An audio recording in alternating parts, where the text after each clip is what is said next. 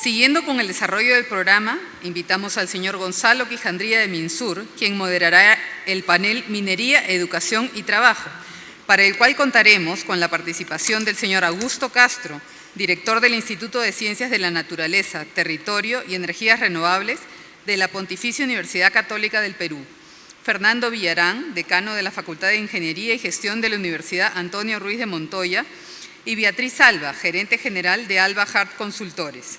Los invitamos a pasar acá adelante. Buenas tardes.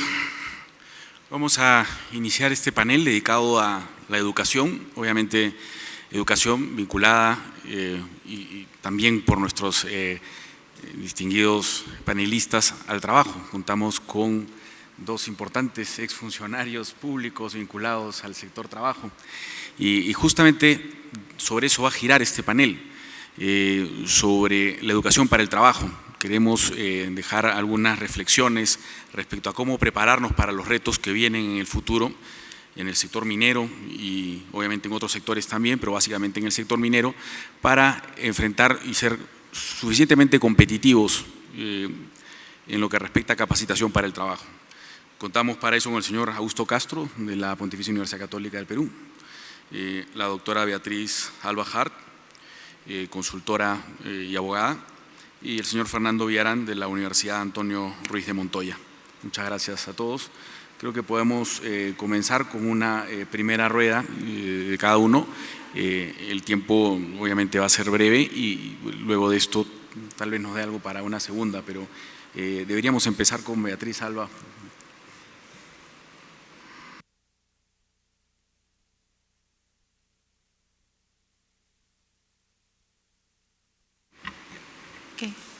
Fernando, ¿nos quedamos acá, no?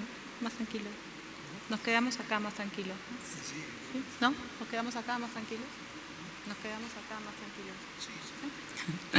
Bueno, tema de género, muchas gracias. Ante todo, agradecer a la Comisión Organizadora de Perumín por permitirnos estar en esta tarde con ustedes y con mis colegas aquí presentes para hablar de un tema que es uno de los elementos de conflictividad no solamente en el tema minero, sino en las actividades extractivas, en tanto se desarrollan en enclaves, ¿no? Como es el tema del empleo local. ¿Y qué es lo que el día de hoy quería un poco conversar con ustedes? ¿Está? Ay, no funca. ¿Sí? ¿Me podrían ayudar, por favor? Bueno, mientras funciona. El tema que quería conversar con ustedes, como les indico, es el relacionado a empleo local, que es un mix entre los compromisos que asumen las empresas mineras con las comunidades en lo que son los puestos de trabajo, pero que tienen un componente importante que es la capacitación. Cuando con los diferentes clientes con los que trabajamos empezamos a desarrollar y analizar cuál es el nivel de cumplimiento de los compromisos que hay con las comunidades, normalmente lo que podemos apreciar es qué hicimos o de dónde sacamos que le ofrecimos a la comunidad tantos puestos de trabajo, qué porcentaje, cuál es el número mágico o cuál es la receta para poder determinar en cuánto me puedo comprometer yo como unidad minera con una comunidad en los puestos de trabajo. ¿Conozco yo a esa comunidad? O sea, sé cuál es el nivel de capacidades básicas para el trabajo. Entonces, nos encontramos con que muchas veces nos vemos obligados a tomar una decisión sin tener un conocimiento previo, ¿no? Y lo que quiero conversar con ustedes ahora es cómo hacemos para tener ese conocimiento previo y, por lo menos, morigerar los compromisos ya asumidos y si recién los vamos a asumir, pues cómo hacemos para hacerlo de manera ordenada. Ahora, muchas veces cuando estaba arriba, porque a mí me gusta subir y poder conversar y tomar la temperatura, como lo digo personalmente, me dicen, Beatriz, pero es que eso es un tema de necesidad operativa. Sí, ojo, pero no te olvides que existen normas que si bien no te obligan a contratar a las personas de la comunidad, sí te dicen que hay que tenerlas o hay que darles una mirada preferente, ¿no? La primera, que todavía está vigente, es el Decreto Supremo 042 del 2003, que te señala, ¿no es cierto?, que la empresa minera debe darle preferencia al empleo local. Y no solamente preferencia al empleo local, sino ver cómo hay también una necesidad de capacitación de esas poblaciones. Ahora, lo que sí es importante, y siempre es un tema de agarrarse a cabezazo, y acá el tema de cultura organizacional, que acabamos de escuchar en esta brillante ponencia, es las contratistas. Porque las empresas contratistas dicen, no, eso es un problema de la empresa minera. No, señores, la norma de manera expresa, y además somos un grupo integrado, no juntos, sino integrado, tomando un poco las reflexiones de la exposición anterior, tienen también que colaborar en este propósito. Pero luego tenemos el 052, mucho más reciente, el 2010, que va más allá, porque nos dice, no solamente hay que cumplir con los acuerdos, ¿no?, de todos los ítems que hayan podido ser recogidos con las comunidades, sino también, y nuevamente, el tema del empleo local. Pero además, acá hay un tema mucho más importante. Dice, ojo, cualquier cosa que tú tengas que ver con el empleo local tiene que ser participativo, porque no es un tema que tú lo desarrolles en gabinete, sino que tienes que convocar a las autoridades y a la comunidad en su conjunto, ¿no? Entonces, ¿cuáles son los compromisos relacionados al empleo local? Dos cosas, dos ítems, dos temas que están recogidos en la norma y que muchos de los que estamos acá presentes los manejamos en el día a día entre relaciones comunitarias y recursos humanos en las unidades, ¿no? Trabajo y capacitación. Pero entonces, acá viene un tema que para nosotros fue un descubrimiento más o menos en el año 2006, y capaz muchos de ustedes ya lo conocían, ¿no?, que son las famosas líneas de base, ¿no? Entonces, cuando nosotros entramos a trabajar en una unidad minera, le decimos, ya, ¿qué conocimiento tenemos de las comunidades? Y cuál, bueno, para empezar, ¿cuáles son tus comunidades de la zona de influencia directa e indirecta? ¿Qué conocimiento tenemos? Entonces nos sacan los famosos estudios de línea de base, ¿no? Pero los estudios de línea de base son los socioeconómicos generales, ¿no? Género, edad, las necesidades básicas insatisfechas, niveles de infraestructura, etcétera, ¿no? Y cuando se les pregunta, ¿conoces tú cuál es la capacidad laboral de la gente? Bueno, conocemos el nivel educativo. Bueno, eso es un indicador importante, pero ¿sabes cuáles son sus capacidades laborales? Justo con Fernando, y creo que fue en tu época que se desarrolló, y ahora el Ministerio tiene un muy buen programa de las certificaciones en capacidades básicas para el trabajo. Entonces, el tema está en que nos falta ese ingrediente para poder saber con quiénes contamos en la comunidad. Entonces, hay que desarrollar una línea de base, pero de empleabilidad.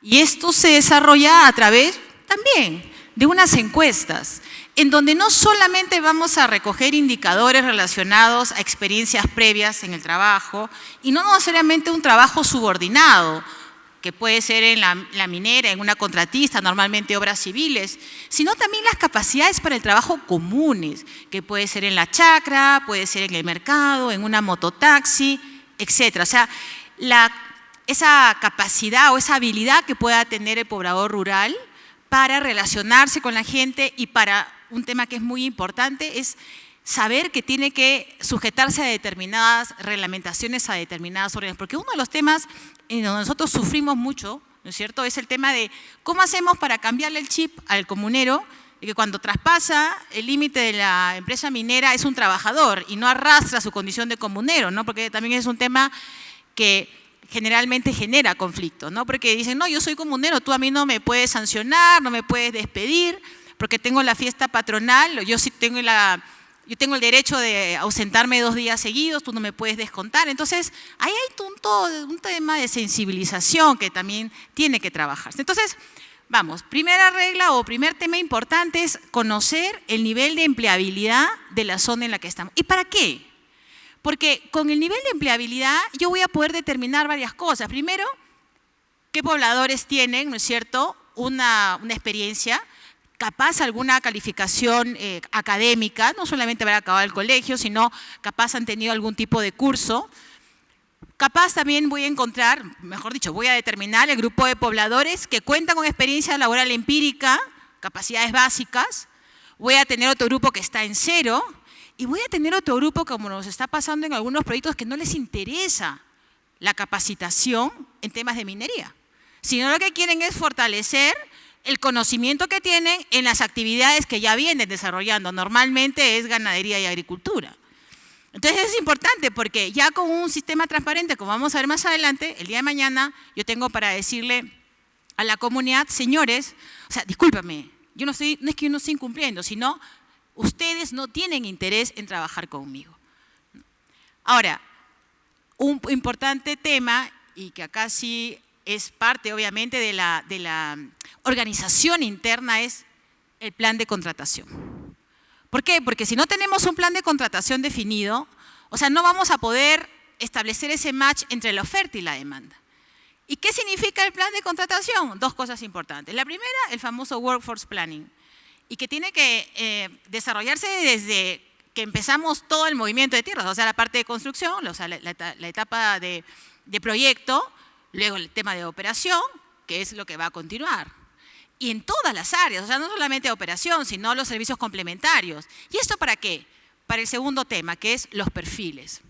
Cuando nosotros entramos a trabajar en una unidad para un poco adecuar el tema, ¿qué es lo que pasa? La contratista tal me tiene este perfil, la contratista X me tiene este perfil, compañía me tiene este perfil, para el mismo puesto. Y lo que hay que reconocer es, a nadie le gusta trabajar con la gente de la comunidad, bueno, a muchos, ¿no? ¿Por qué? Porque hay pues ya todo un prejuicio generado, ¿no?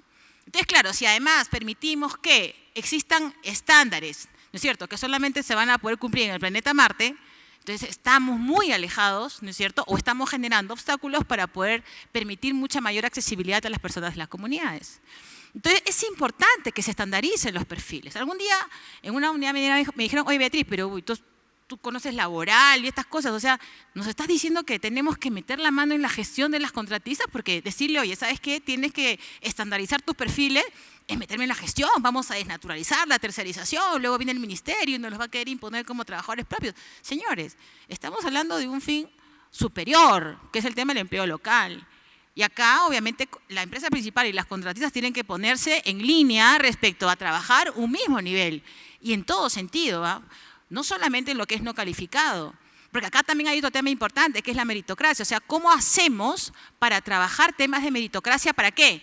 Para poder generar mayores espacios en la banda más pequeña de no calificados. Cuando de alguna empresa contratista o del mismo recursos humanos sale un requerimiento para un puesto de trabajo, lo primero que hay que ver en esa empresa contratista es, a través de una evaluación de desempeño, saber quiénes de los que ya están podrían acceder a ese puesto de trabajo, obviamente a través de un concurso, para que me deje libre una plaza que yo la puedo después cubrir con alguien de la comunidad. Pero todo eso, ¿qué cosa es lo que exige? Tener un procedimiento claro. Ahora, una vez que conozco qué cosa encuentro en el campo, ¿y qué cosa es lo que necesito como empresa minera? Entonces yo puedo hacer ese match entre la oferta y la demanda. ¿Para qué? Para hacer el programa de capacitaciones. O sea, el programa de capacitaciones no se puede hacer en frío. Ya, porque la comunidad quiere capacitación para operadores de maquinaria pesada. ¿Para qué? ¿Los voy a poder contratar? ¿En cuánto tiempo? Además es interesante, ¿no? Los que estamos acá, sabemos muchas veces que quieren tener el curso de maquinaria pesada y no tienen ni siquiera brevete A1 o B1, no me acuerdo. Entonces el tema es complicado, porque también aquí hay que tener un trabajo de acompañamiento y sensibilización de la población y de los que quieren participar, porque definitivamente la capacitación que yo le pueda dar a la población tiene que ir de la mano con esa posibilidad de que yo los pueda contratar, o mis empresas contratistas, de acuerdo a qué, al plan de contratación anual, bianual o el plazo que hayamos establecido.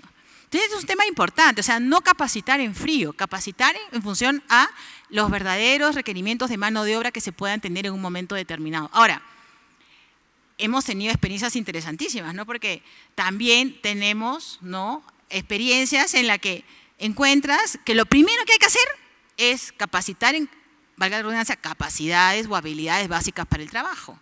Nada de nada, solamente lo que significa las competencias mínimas para el trabajo.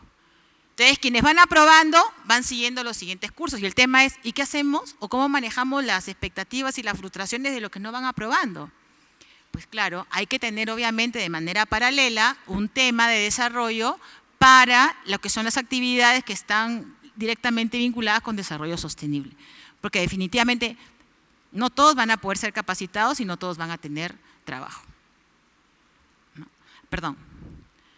El otro tema importante es la bolsa de trabajo. Y acá comenzamos, ¿no es cierto?, en el tema del orden. Porque cuando uno aplica una encuesta de empleabilidad y luego de esta encuesta se hace el estudio cualitativo y cuantitativo de la real fuerza laboral que existe en la zona, tenemos una bolsa de trabajo preliminar, o sea, sabemos quién es quién, qué capacidades tiene y lo más importante, ¿qué le gusta? Nosotros hemos tenido una experiencia, bueno, ya hace un par de años atrás, en la que nos miraban como bichos raros porque le preguntábamos hasta cuáles eran los momentos más adecuados para la capacitación, si era en la mañana, si era al mediodía, si era en la noche. Y tuvimos un tema en donde hubo mucha presencia femenina y el tema era que hasta formamos guarderías porque una de las preocupaciones de las mujeres que querían participar era dónde iban a estar los niños al momento de la capacitación. Entonces, cuando uno les presenta un paquete completo a la comunidad para poderlos ayudar a elevar los niveles de empleabilidad que les permita una mejor posibilidad de conseguir un trabajo futuro, entonces el tema fluye con más facilidad. Y claro, si yo ya tengo mi bolsa de trabajo, que no solamente es el resultado de la aplicación de mi encuesta de empleabilidad, sino también de cómo vienen siendo los resultados de los cursos de capacitación que puedo haber aplicado, ya estoy en la posibilidad de tener una bolsa de trabajo. Y una bolsa de trabajo que no solamente me diga quién es quién, cuál es su celular, dónde lo encuentro, sino ya con indicadores, ¿no es cierto?, de gestión de recursos humanos, o sea, con indicadores que me indiquen experiencia, que me indiquen conocimiento. Es más, si ya han venido trabajando en alguna contratista y ha tenido algún tipo de rotación, ¿cuál fue su desempeño durante ese vínculo laboral? Entonces, claro, cuando viene un requerimiento de compañía o de una contratista, lo primero que hago es mirar esa bolsa de trabajo. Pero esa bolsa de trabajo no se va a generar, o sea, a puertas cerradas, sino es una bolsa de trabajo que se tiene que generar ¿con quién? Con la comunidad. ¿Y eso para qué? Para evitar los cupos, pues, ¿no es cierto? Porque a muchos nos ha pasado, ¿no? Que nosotros contratamos a Juan porque Juan ha venido habilitado, ¿no es cierto?, con su certificado de comunero, ¿no? Y a la hora de una asamblea, ¿no es cierto?, cuando se hace una especie de accountability social sobre el tema de empleo local, resultaba que Juan no era comunero. Lo que pasa es que por varita mágica consiguió pues su habilitación, ¿no? Entonces, ¿eso cómo lo logramos? Haciendo o socializando la bolsa de trabajo. Esto es algo que yo lo aprendí con Juntos, ¿no? Si bien yo no participé del programa Juntos, pero como miembro de la Comisión de la Verdad nos invitaron a la implementación de Juntos en Chuschi, ¿no?, que fue el primer lugar de violencia terrorista en nuestro país.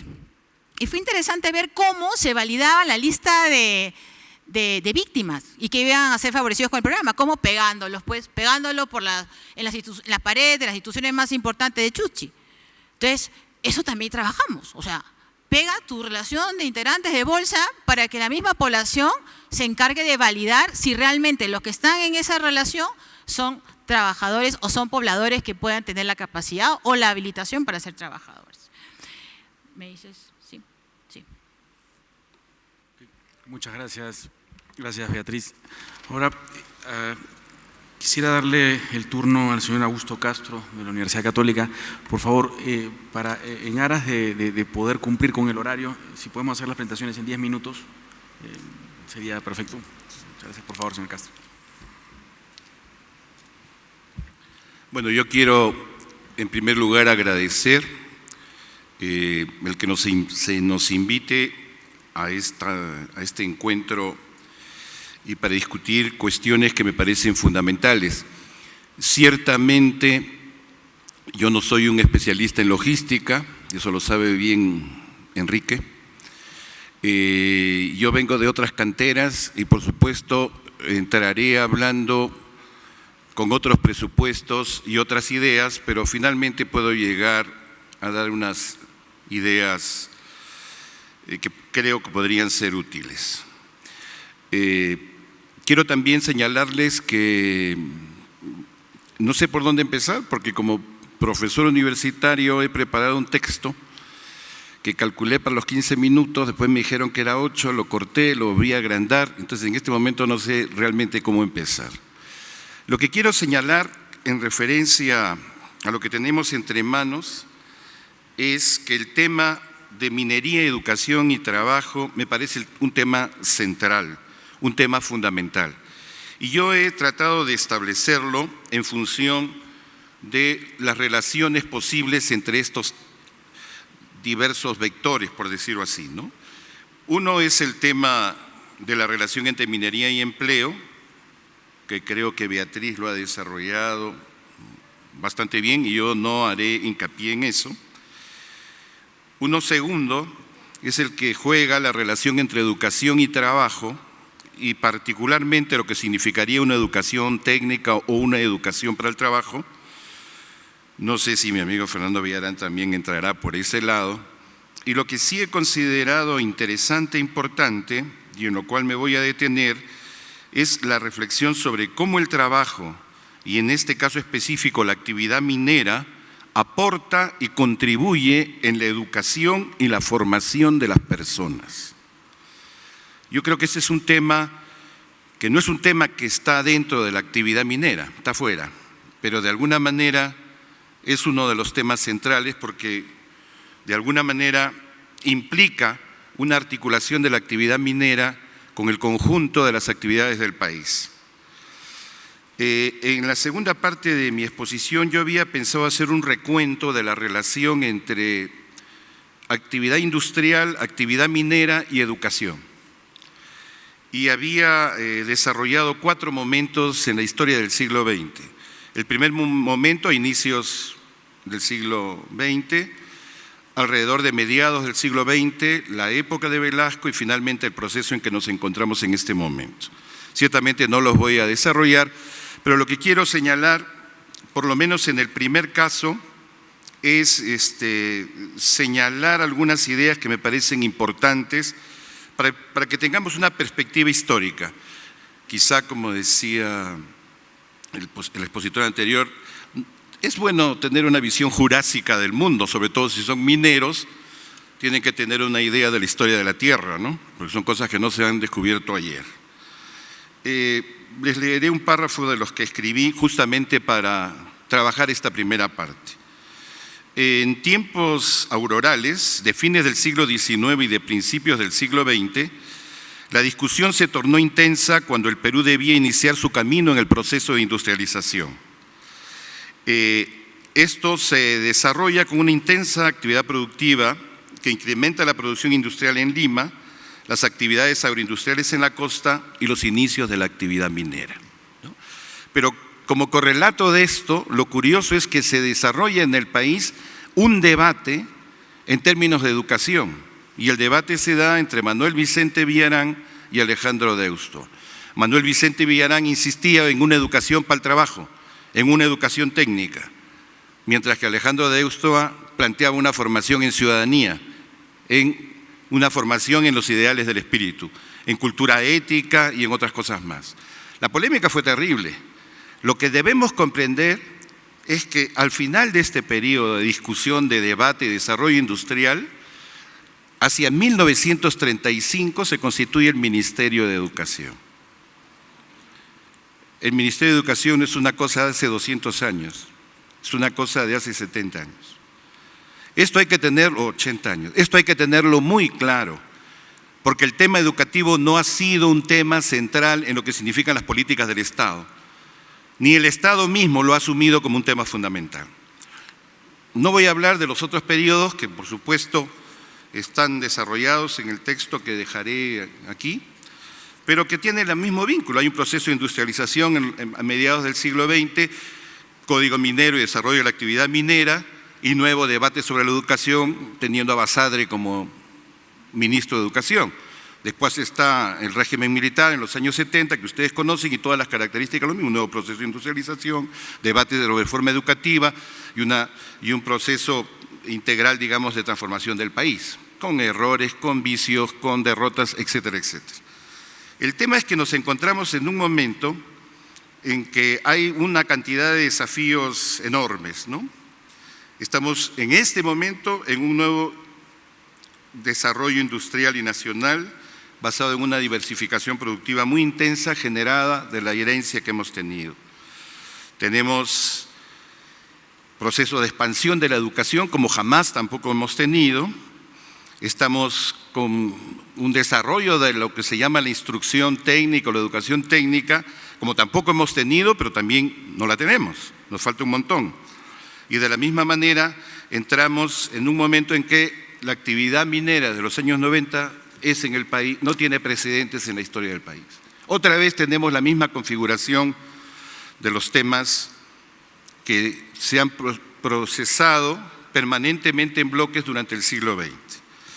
Yo quiero entonces ahora entrar a la parte más de formación y cómo la actividad minera puede ayudar en eso.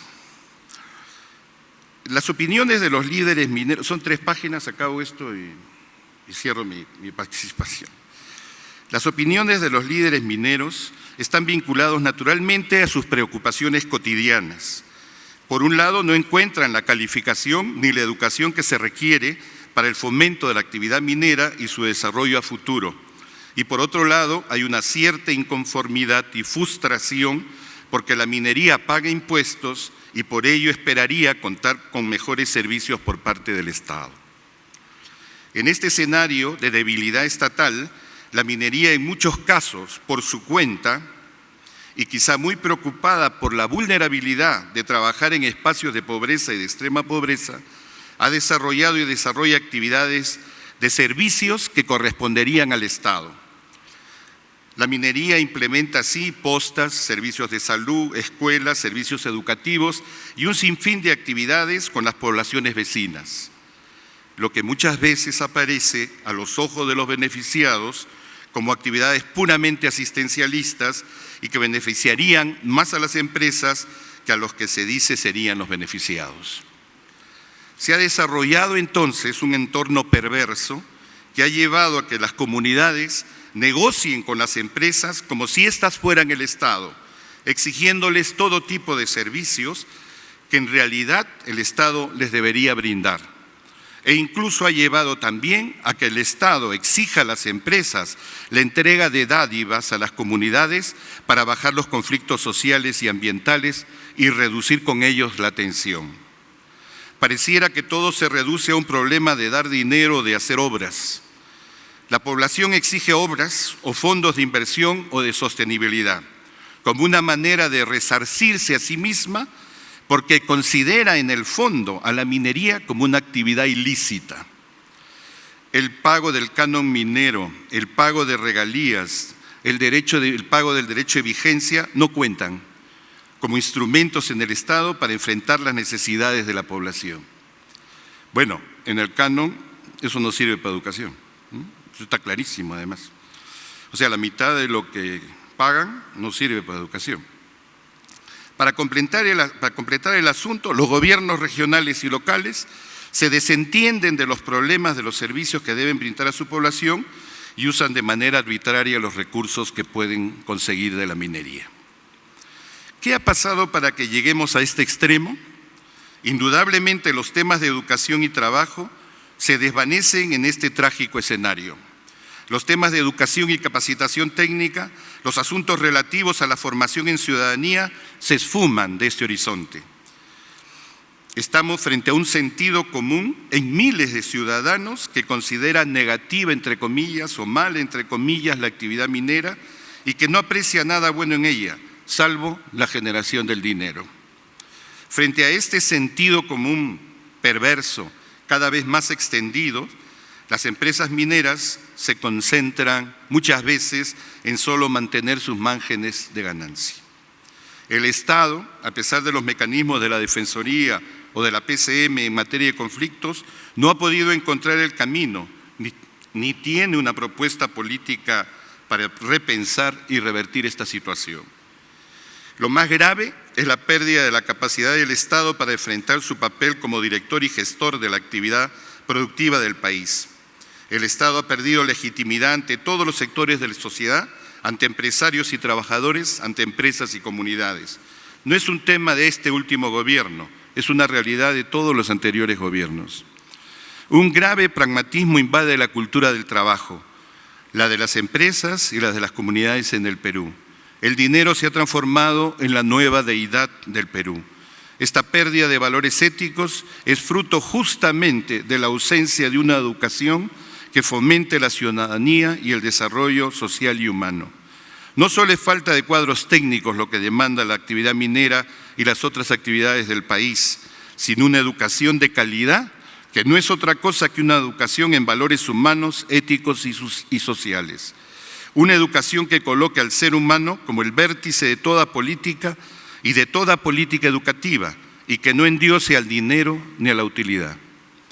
Retomar la dimensión de la educación y de la formación humana puede colocar en un nuevo escenario a toda la actividad productiva del país y en especial a la minería.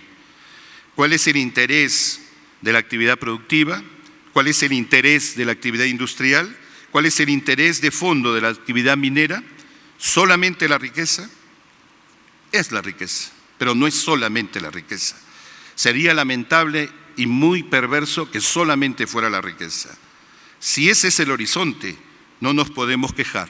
Tenemos lo que queremos. Quiero decir, para acabar, hacer una pregunta.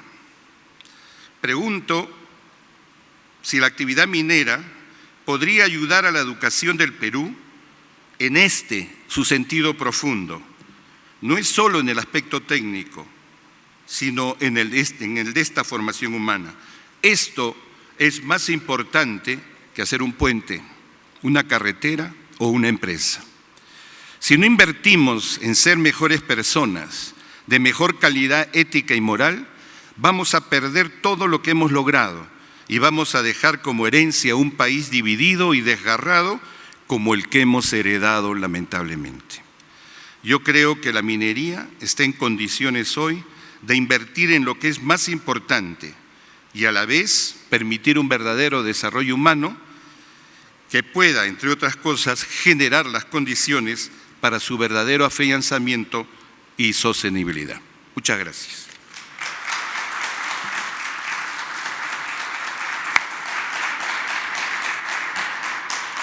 Muchas gracias al señor Augusto Castro. Nuestro último panelista, el señor Fernando Villarán, exministro de Trabajo, representando a la Universidad Antonio Ruiz de Montoya. Bueno, en primer lugar, para agradecer a la invitación a los organizadores y en especial a Enrique Alania, que dándome cuenta que me invita para provocarlos acá, así que voy a cumplir con su mandato. El ejercicio que he hecho no es, digamos, yo sabía que mis colegas iban a hablar las relaciones entre las tres variables, sino el ejercicio que he hecho es considerar a la minería, a la educación y al empleo como sectores. Y entonces comparar los tres, una comparación entre los tres. ¿Cómo nos ha ido en cada uno de estos sectores? Comencemos. El que yo más conozco, más he trabajado es el del empleo, como les consta a muchos, pero últimamente estoy metido en educación.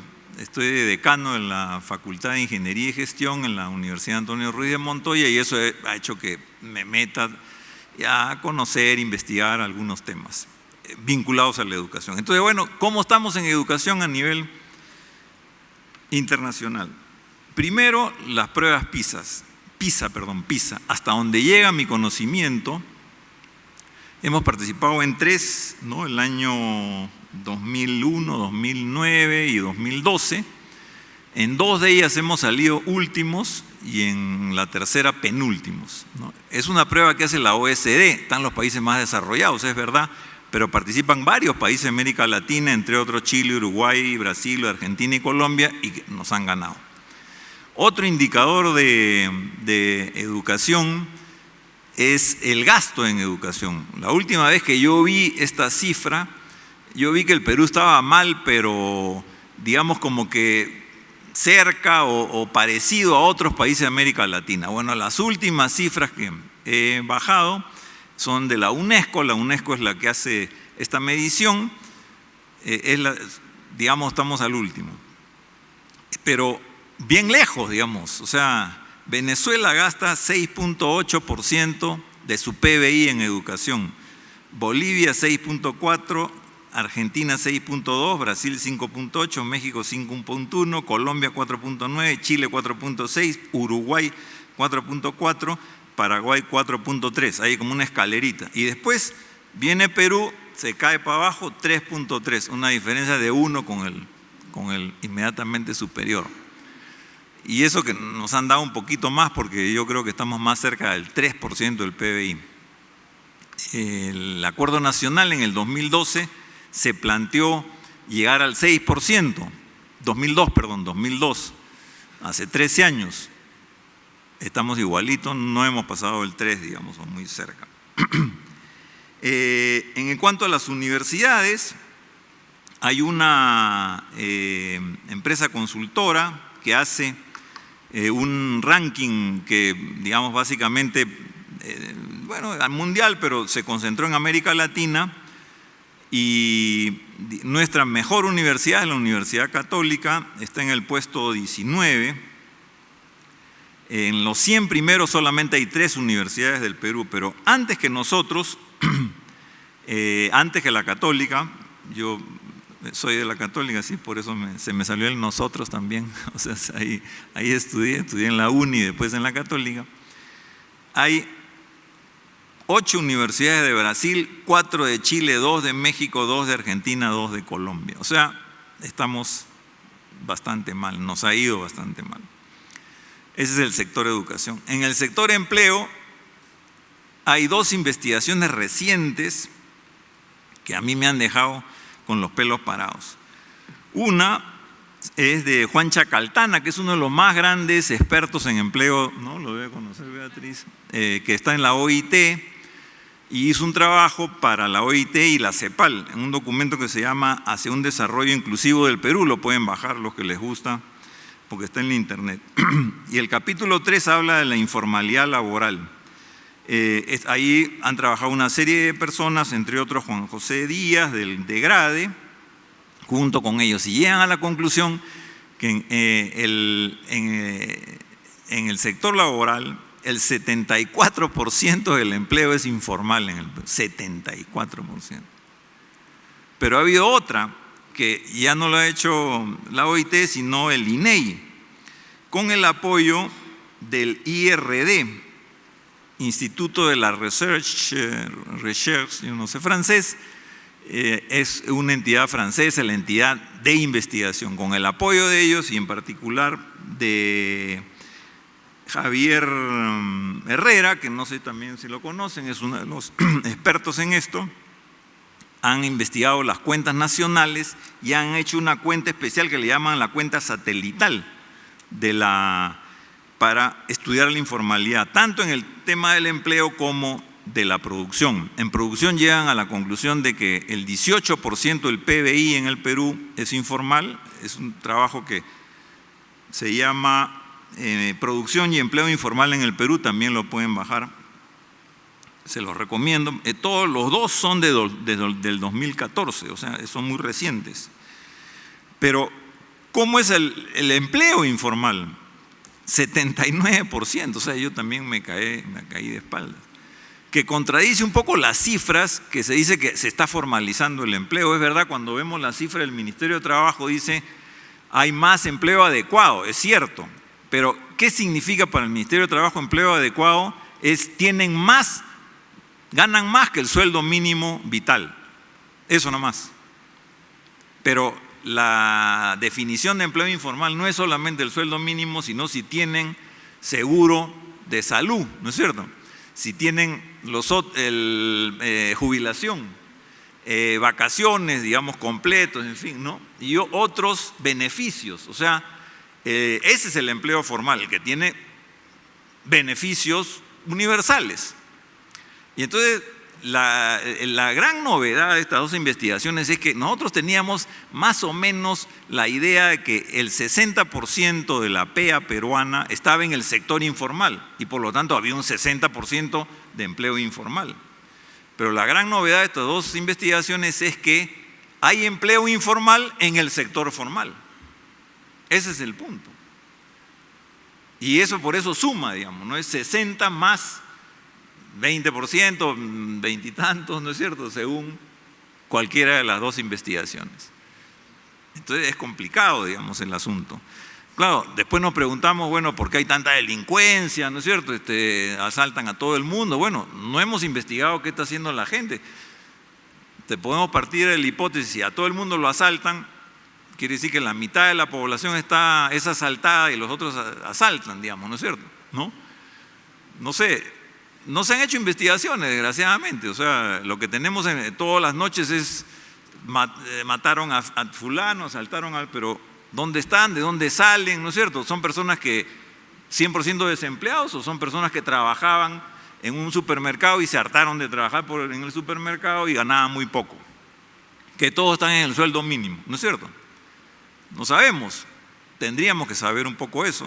Hay alguna relación probablemente entre estas cifras de empleo y la situación de inseguridad ciudadana. Definitivamente, en Holanda o en Singapur, ¿no es cierto? Ni qué decir Francia, no hay pues estas cifras, ¿no es cierto? Y por lo tanto no hay tampoco violencia porque la gente está chambeando, ¿no? Y está más o menos contenta con su trabajo. El sector minero, ya estoy terminando, sí le ha ido muy bien y bueno, este mismo evento, a mí me encantó cuando ese letrero que dice el mayor evento del mundo. ¿Es verdad eso o están exagerando? Yo hasta la última vez que vine era el mayor de América Latina, ahora no es el mundo. Yo feliz que sea el mejor de América Latina, el mejor del mundo, saco pecho, ¿no es cierto? Porque claro, tenemos que ser buenos en algo. Y esto ha funcionado, la minería ha funcionado, es verdad.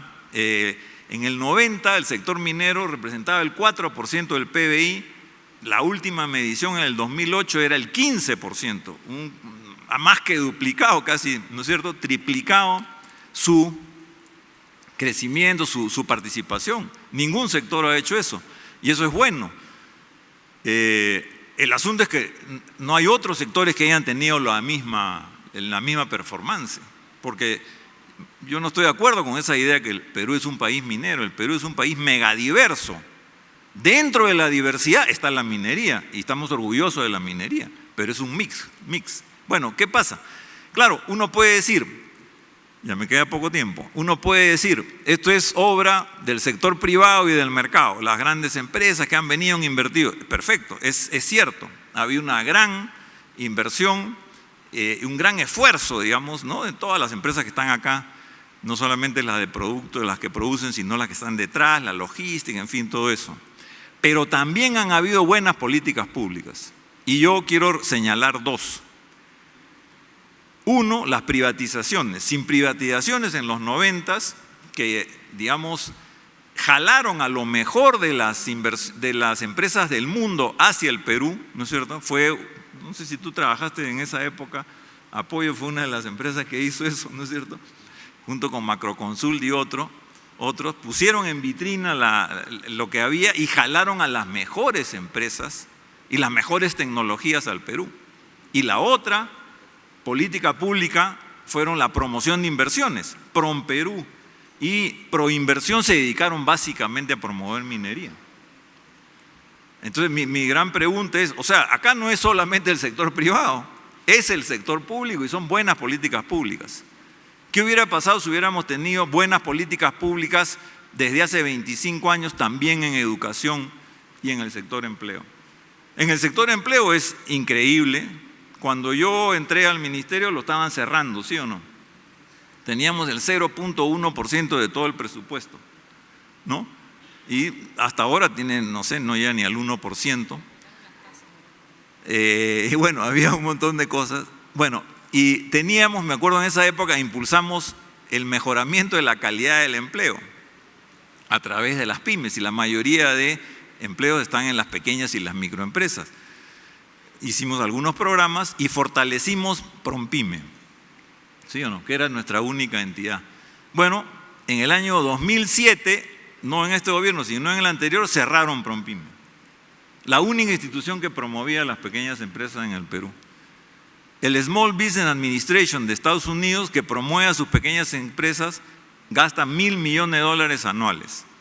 SEBRAE, que es la entidad similar que apoya a sus pequeñas empresas en Brasil, gasta también $1.000 millones anuales. Y en Chile, Corfo invierte 200 millones de dólares apoyando a sus pequeñas empresas. En el mejor momento, Prompyme gastaba 2 millones de dólares, saquen su cuenta. Pero eso era mucho, había que cerrarla, y la cerraron, ¿no es cierto?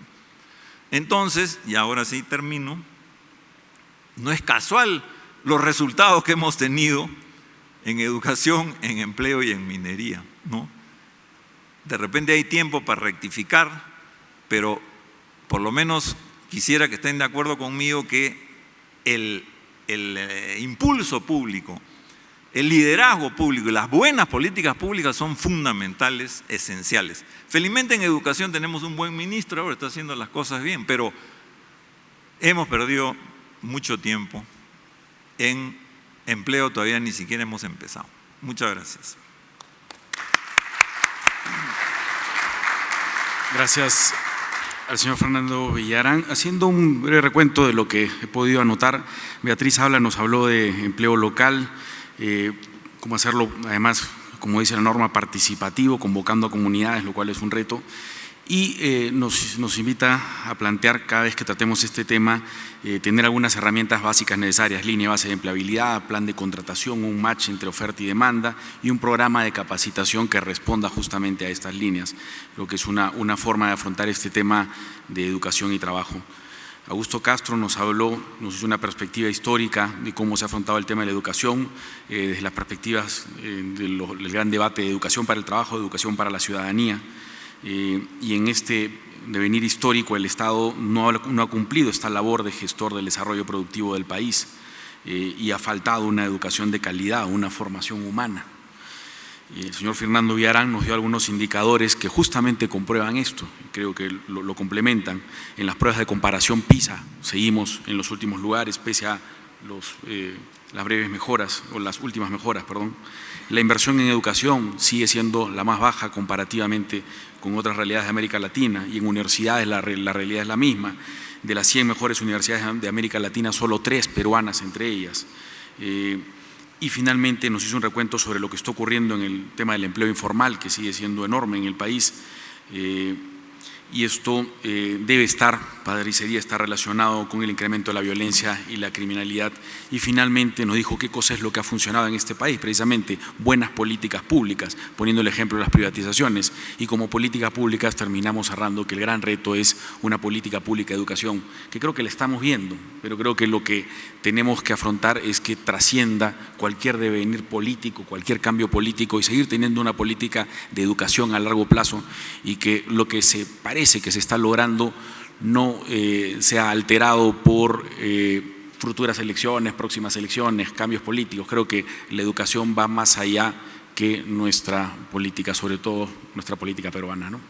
Muchas gracias. Lamentablemente no tenemos tiempo para otra ronda. Quiero agradecer a nuestros panelistas por sus extraordinarias presentaciones el día de hoy. Muchas gracias por acompañarnos.